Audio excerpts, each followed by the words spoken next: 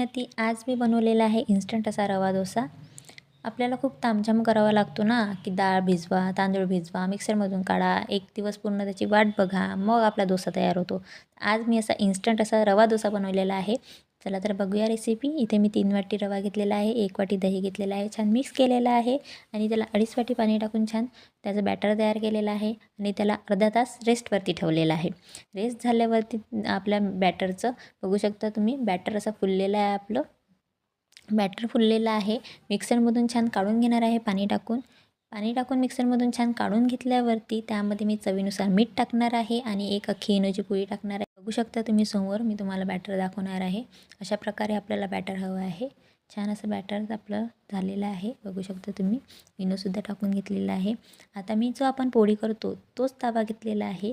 तर ज्या तव्यावरती आपण पोळी करतो, काही गरज नाही आहे नॉनस्टिकी तवा, डोस्याचा तवा अशी तव्यांची काही गरज नाही आहे। आपल्या पोळी करायच्याच तव्यावरती छान डोसा होऊन जातो आपला। इथे मी मिठाचं पाणी शिंपडलेलं आहे तव्यावरती आणि कपड्याने छान पुसून घेतलेलं आहे। बॅटर जे आहे ते टाकून दिलेलं आहे तव्यावरती। छान तेल टाकून 5 मिनिटं होऊ द्यायचं आहे। साईडचे काठे जे आहे आपल्या डोस्याचे ते आपोआप वरती येऊन जातील, एवढा सुंदर तुमचा डोसा बनतो।